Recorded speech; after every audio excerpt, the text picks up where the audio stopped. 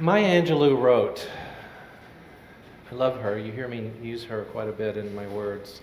Love recognizes no boundaries, no barriers. It jumps hurdles, leaps fences, penetrates walls to arrive at its destination full of hope. Yes? Do you agree? Yeah. Love knows no barriers. It jumps hurdles, leaps fences, penetrates walls to arrive at its destination full of hope. I'll be sharing that again in today's service, but I just love what all of that means right now for us in so many ways, that we may feel like the world, the nation, our lives is a bit cattywampus.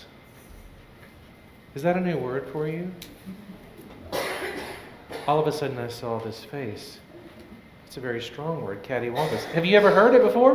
Yes. Okay, so today you're going to hear a little bit about my father. That comes from his vocabulary. Make sense? Things are a bit cattywampus. So I've got more to say about cattywampus there in honor of Dad. As we're leaning into Father's Day, you'll hear a lot about the divine walk that we have with those that came before us, really. And it's always about transition and change. And what I want to say about those two is change we can kind of expect it's going to happen. We may not like it. Change is coming. We know it's getting a little warmer, so our temperatures change. Air conditioner runs a bit more. Fall, leaves come down. We have to rake maybe a little bit more or use the blower. Change happens and we kind of know it. Transition we often use as a synonym. And they're quite different because transition involves the emotional aspect of change. So as we walk the path together, as we take those steps together on a collective journey or an individual journey, we're going through all sorts of transitions at various times. I believe that there are no accidents, and I know you've heard that in a unity service before. No accidents, but there are divine opportunities and lessons before us at all times. They may not feel so good. You've ever had a lesson that you looked back on and you thought, oh gosh, but yet you learned the greatest gift from that lesson, to be more compassionate, to get up close and personal with someone that you might have opposed at some point. It's going to lead me to my father and I, our relationship too, how much we opposed each other for so many years. You ever had that relationship, father and son, mother and daughter, where it's just like nothing comes together? We're always in this opposite story. But there's no accident that here I am, here Troy and I found ourselves in Dallas, saying yes to Unity on Greenville, which is a beautiful blessing. But Dallas has such a meaning over and over. And when I began looking at this season of Father's Day, I realized that my dad's transition is just 2 years ago right now. So speaking near Father's Day, this is the first time. So of course the calendar brings up emotions for us, doesn't it? Really thinking about how he was always there, how he was such a champion for the things that I did and for us. The pridefulness of my father was unbelievable, things that I couldn't even describe, how wherever I would speak, no matter if it was out of town or not, he would be there. And I do believe, Christian, our dads are somewhere right in here nearby. Yes, somewhere just lifting up the angels that we know of, those that have moved on. But when I think about that, I realize in the last 2 years, just being completely honest, I don't cry as often as I did. But what I do is I pause more. Does that make sense? The tears don't come down quite as often when I think of something, but I pause, and the lesson's still being revealed. The story's still coming forth. Oh, that's what that was about in divine relationships. Some of our individual and our collective journeys, all of us, but especially my dad and I, continue to reveal to me a deeper strength in knowing that it's building our faith, it's a more realized faith with everything we do, that they're always there. Whatever that relationship looked like, even if it's a strained relationship, it's not strained when it moves to a new place, an evolutionary place. Something interesting that I think you'll find fascinating, Dad worked internationally and locally for Mobil for 33 years. The Flying Red Horse, anyone know that one in Dallas? Pegasus. I grew up knowing Pegasus before I even understood Pegasus. As a company guy, on every t-shirt, on every pen, on every piece of paper, on every jacket of my dad's, Pegasus was always in our house. Very much into Pegasus. If we look at Pegasus as a spiritual symbol, it's a spiritual for growth or overcoming earthly struggles. A higher state of being is Pegasus. Mobil used it as a strength and innovation symbol. What's so interesting is every time I would come back to Dallas and I would see that flying red horse, I always thought of Dad. And now here that's such a symbol in the greater Dallas community. Every time I see it, I can't help but think of Dad. As I said, he worked locally and internationally for Dallas. So 8500 Stemmons was his corporate office where Pegasus once was on top of. He opened up the first polyethylene plant in Southeast Texas. And then he also pioneered with the Germans and went to Germany and helped them open their first plants in production in Mobil. Traveled everywhere. And he worked. He was focused on work. That was his life. And after 33 years, when he said, I'm retiring, I saw his life become more full than ever. He said, this is the time that I'm going to slow down. Does anyone know how you think you're going to slow down? And then all of a sudden you're busier than ever, involved in more community events, chairing things, leading things. He was a part of so many committees, and every year he would say, I don't know how I can keep up with all these meetings. I'm working more than I used to, chairing things and doing things. But one thing that I knew was for sure is that he took a deep dive with me about 17, 18 years ago as I dove into Unity. And I discovered more about our teachers, Eric Butterworth, Myrtle and Charles Fillmore, Emily Cady. And as I was working through that, he was curious. He was right nearby. Tell me more. Tell me more. And I realized through those teachings, Dad began to shift and evolve and change. I noticed the difference in him. In fact, Daily Word was his #1 favorite morning read without fail. And I know for sure Southeast Texas, their readership is higher in Southeast Texas because Dad and Daily Word. He took it everywhere. He shared it everywhere. He got subscriptions for friends. And he often opened up meetings where you wouldn't think Daily Word would be involved. We'll be reading Daily Word today to a group of guys that are thinking, what's happened to Carl? He also copied certain pages and would put them in correspondence and send them out everywhere. Troy can attest to our mailbox was constantly full with reminders or paper clippings or something, and a Daily Word was included, and a note. Now, growing up, my father as a disciplinarian, safety and structure being in the industry I grew up very disciplined, authoritarian style father. Not really hearing I love you much.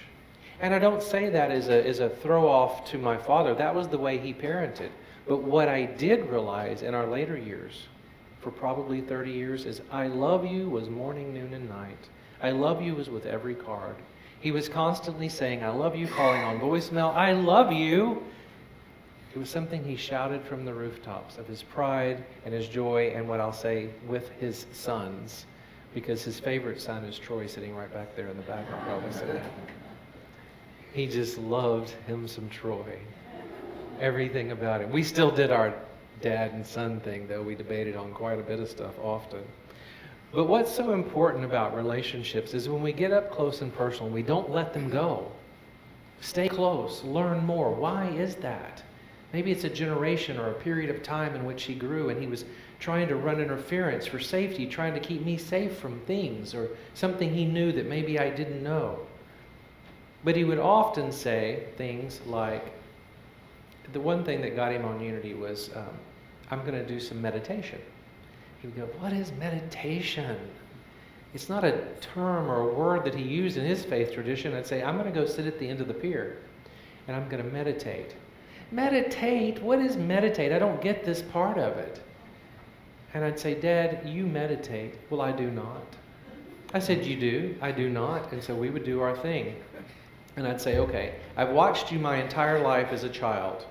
And I know when you go out to the end of the pier and put your line in the water, you go take that boat out on the water, you're completely still on that slick lake. He said, well, I'm fishing. I said, do you catch much? Not always. I said, tell me what you're doing. He said, well, I'm so busy. I'm kind of clearing my mind, kind of just calming down for a little while, just sitting in that sunset or that sunrise and the stillness of that slick lake. And I went, meditation. So we agreed. That's actually a scene of us just before his transition, actually. That's looking out on the lake. I forgot that was up there. But I would often then change it to say, hey, Dad. He'd say, what? I said, you want to go fishing? Which he knew meant to go sit on the pier and sit in the stillness. However we do it, whatever we want to call it, that's that connection, that's that communion with God. Unity became such a place of a deeper connection for him. And in that particular image, we were together at the lake and the sunset was coming. And you know those times when the sunset's so beautiful and you can see it, you're not obstructed by the view of a city. And it was happening, and I saw it moving, and I like to go down to the lake as soon as it happens. I hurry. Whatever I'm doing, I get there. And I said, Dad, come on. The sun's about to set. He said, I've been here my whole life. I've worked my whole life up here. I know what a sunset looks like. I said, have you ever watched it? Yes. I said, you have not. You're too busy. Come with me. Come on. And, all right. So we went down to the edge, and when it gets to dropping, it's dropping. It's fast. And he was looking at me. I said, look back, watch it. And he was watching. Troy happened to catch this image behind us. And as it dropped, he looked at me and he said, has it always moved that fast? What's happened? I said, see, you haven't stood and watched a sunset because you've been so busy. And tears began to run down his face. He said, my gosh, I'm seeing a sunset right here, right now, with my son. Precious treasure captured on film. The now moment is all we ever have. Next Sunday is Father's Day, but I think it could be another opportunity to just call it another opportunity to love. Whatever you want to name it. Remember, we're not limited to a one-way relationship with Spirit, the divine, God, universe, however you call it. It's not always an asking or a beseeching. It's a listening to hear the divine call from within us. I love what Eric Butterworth says. Anyone familiar with Eric Butterworth's work? Discover the Power Within. This is an original text. I love my original books. This is a 1968 copy. And I love what he writes here about God. Remember, God is in you as the ocean is in the wave. There is no possible way in which the wave can be separated from the ocean. And there is no way in which you can be separated from God. Because you are the activity of God in manifestation. There is no place in the world where you can get closer to God than where you are right now. Think about that for a moment. It's not because you're sitting in church on Sunday morning. It's the awareness of knowing there's no place where God is not, wherever you are, at all times. You may become more aware of God, but you can never change this closeness, which is the presence of God in you. This is the great truth that Jesus came to teach. There's no place where God is not. Are you aware of that? At any moment, at any time, wherever you are, at every moment, you're as close as you can get to God. That's such a powerful learning, to know right here, right now, always, not far, not distant. If you remember, Jesus said, I and the Father are one within me, right here, right now. As Maya Angelou wrote, love recognizes no barriers. It jumps hurdles, leaps fences, penetrates walls to arrive at its destination full of hope. I share that again. Families are unique dynamics. Anyone disagree with that? Family systems are everywhere. They're in our communities, they're in our churches, they're in our faith communities, they're at home with us, and we sometimes tend to assign or project those relationships into people in our communities. They remind us of someone. You might even find yourself, if you haven't been aware of this, maybe staying even distant from someone because they remind you of aunt, uncle, cousin, brother, sister, mother, father, and you may go, but you're not giving them a chance, are you? If you just assign that and you project that to them. It's not always the Hallmark greeting card or the Norman Rockwell painting of a family, is it? Mine certainly wasn't. Neither were the many years of me and Dad and our constant debates. All those wonderful debates, completely, you couldn't imagine two people so far opposite on every single subject that all it was a debate on every single thing. Part of it was age, wisdom. Part of it was that we're so much alike, possibly. And our belief systems were so vague and different. But look how we came together, knowing that what defined our relationship was nothing but love. Of course, I didn't know it at the time growing up that this rebellion nature was also part of him and where he was at that particular time. And like I said, the words "I love you" were used so often. The voicemails that I have to this day that I was calling you to tell you something and I forgot what that was, but anyway, I love you. Constant. I want to speak a little bit about Troy and his father. My dad's transition was sudden. Here today, gone tomorrow. There was no warning. It was just goodbye. Troy's father was very much the same way, and he was fortunate enough to be able to spend the last few months of his father's life with him, not knowing those were the last months. But today's message is about the action steps that we take. I said a couple of weeks ago, more than the affirmations or the words on our lips, are what we do with that. Whether it's standing up, whether it's moving forward, where it's taking an action, as we did in the meditation, to move your body in some way, shape, or form and shift energies so we can know that we're taking steps in whatever direction our purpose, our divine call is moving us. Troy's dad would fly from McAllen to Houston for treatments. And then he would fly back to be in the comfort of his own home. And Troy would pick him up and they would spend time at lunch and at the hospital and at the hotel room, visiting, catching up, spending lots of time together. Not knowing, had no idea these were the last days. His dad was a runner, big time. Another connection to Dallas. He was an over-the-top Dallas Cowboys fan too. And Troy's running came from his father. Big runner, Troy is too. So what they did at this particular time in these visits back and forth from McAllen to Houston is they went online to Nike.com and they began to create customized running shoes. Of course, Dallas Cowboy colors. Because his father said, as soon as this part's over, I'm back to running. So they created him.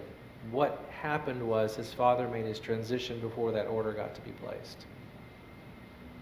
Now, let me tell you the action step here. Troy went online in grief, changed the size to his own size, placed that order. Those shoes came in, and then he did something for the very first time in his life. He signed up for the Houston Chevron Full Marathon, and he ran in his father's shoes.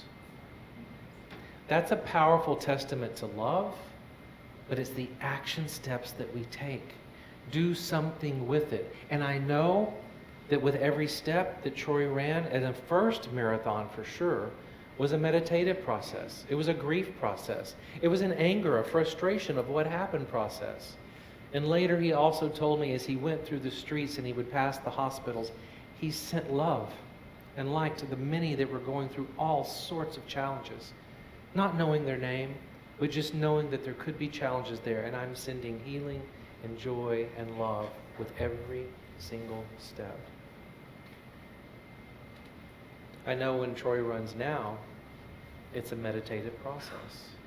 It's not always called to being still, but taking an action. And meditation is action. The love of the divine shows up for us to heal and grow at every turn. It's always there for us to get this divine inspiration, this knowing that I know what to do here, but I don't know how. So I would say take that step. Write it down, journal it, put it down on paper, tell someone about it, reach out, make a text, make a call, put some action into that divine inspiration that's there for you. We know that Jesus broke through the threshold of awakening to a new consciousness, as we were all doing at every moment when we're in movement. We're called to do our work. I think of churches or faith-based communities as projects. And what I mean by that is it's coming together, it's creating the collective consciousness of moving forward to heal the world. If that's our goal, we could actually call it Project Unity. Here we are. Let's do it. We each come from a divine seed, a beautiful spectrum of the rainbow that shows up in the world right here, right now. And if you know that you're close to God right now in this moment, and you are that divine spark, then what I see, and I do see it, is this bright light shining back at me right now through all of you in this moment. Do you feel that within you? Do you know that's who you are? This divine expression of God. So when things are cattywampus, do you think things are cattywampus right now sometimes? You can admit it. It's okay. It's a safe place. I want to share with you something I wrote about cattywampus as I close. I took Dad's word of cattywampus, not his word, but a word you don't hear every day. But I took cattywampus and I reframed it a little bit. When everything feels cattywampus, crooked, sideways, not where it should be, when the soul feels tilted, and even the light starts to slant a little off through the trees, that's when our unraveling begins. It's not a punishment. It's an invitation. A summons to pause before we spin further from the center. We try to push through the tangle, make sense with our logic, or bury the mess between enough noise and motion to drown it all out. But the sacred won't shout over chaos. The divine awaits in quiet motionlessness. There's a hush in the ache of imbalance, because the still small voice begins to speak, not to scold us, but to guide. Not to fix, but to reorient. So we return to breath. With me, breathe.